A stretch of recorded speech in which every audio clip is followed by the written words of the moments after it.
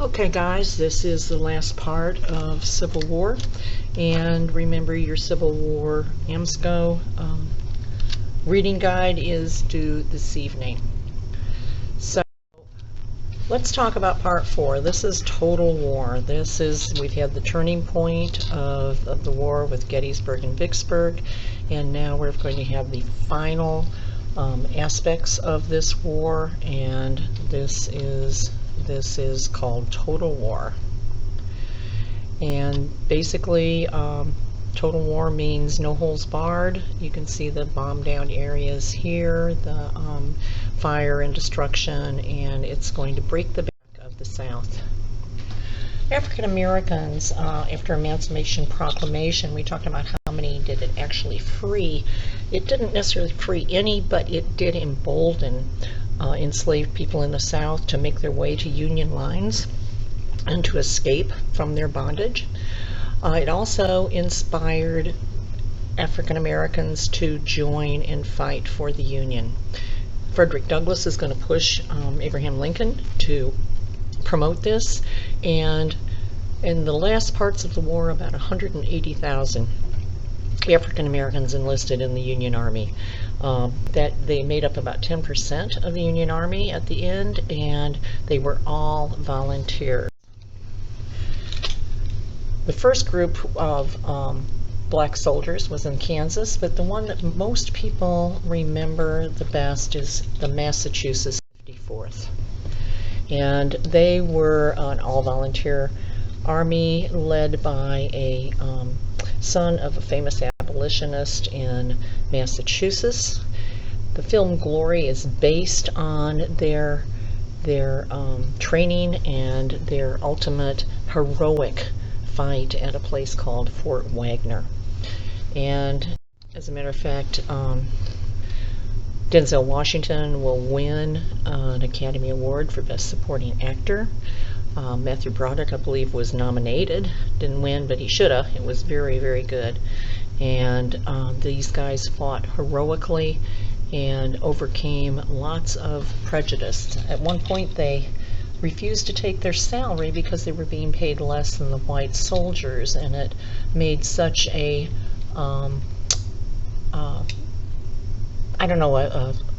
a cause across the whole nation that ultimately they were paid the same amount as their white counterparts. In the South, not so much, but there were a few people that were dedicated to their masters and wanted to fight by their sides. And so there were some black men who joined the Confederate Army, and Robert E. Lee actually promised them emancipation if they enlisted, but it was not very many. It was offered way too late. And if you remember, in the Revolutionary War, both sides, the colonials and the English, offered the same to enslaved people who fought for their side. So you can see this is a kind of a poking fun at the fact that the Confederacy was asking them to fight. So we come to the 1864 presidential election, and of course Lincoln is running, and you've got this spectrum from the Peace Democrats who want to deal with the South and make a deal, let them go actually, and let them become their own nation, all the way to the radical Republicans that want full political equality for blacks and to abolish slavery completely. And in the middle you've got the let's win the war, let's preserve the Union, let's abolish slavery, and then let's go from there. So you've got this wide spectrum. This is a political cartoon. You have Lincoln here in the middle with his Emancipation Proclamation, and you have the other folks saying, you know, what's wrong with him?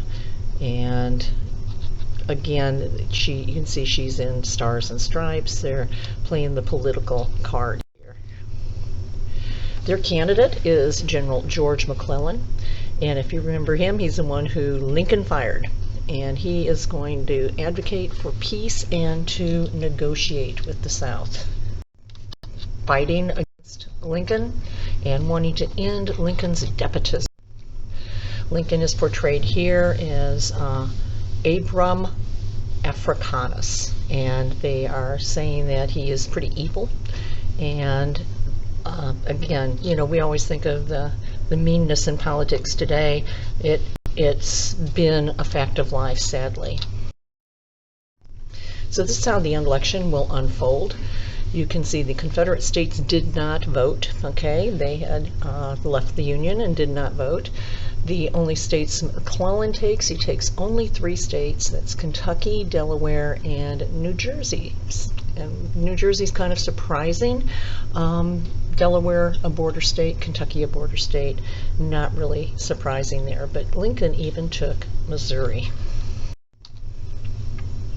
So now Lincoln doesn't feel any political constraints. You can see this is Jefferson Davis in bed, and Lincoln is, hey, is that you still there? Yes, and I'm going to be here 4 years longer. So now we're talking total war. He doesn't have any political constraints, and Grant and Sherman have had great victories in Vicksburg and now moving towards Atlanta. They have what they call a war of attrition. And actually Atlanta had fallen right before the election, which Sherman said, hey, I got a present for you.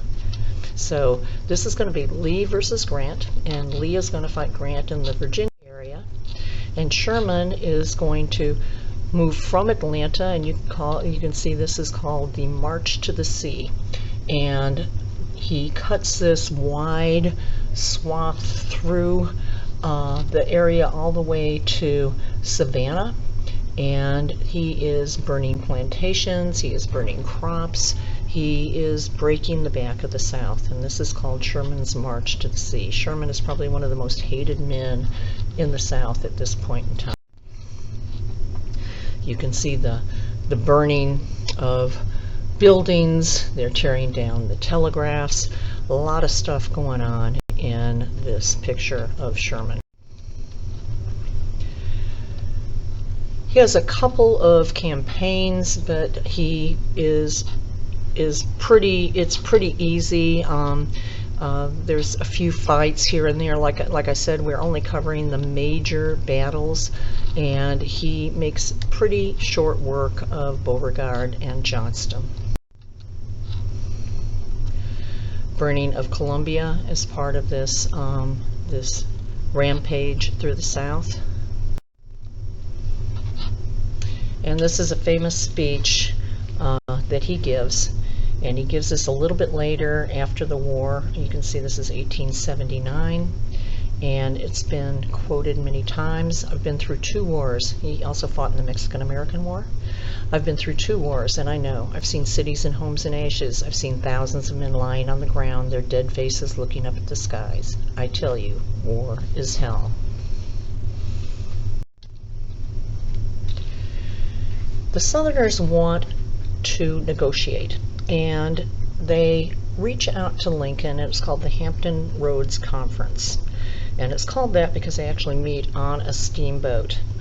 Abraham Lincoln acts like he will negotiate, and then he says no, because if I negotiate, I've actually acknowledged the fact that they're a government and that they had the right to secede, and I have never acknowledged that.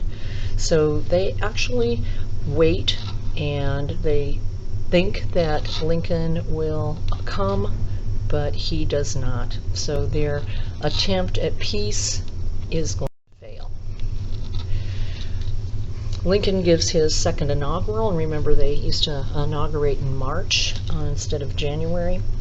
And this is his famous speech: with malice towards none, with charity for all, with firmness in the right, as God gives us to see the right.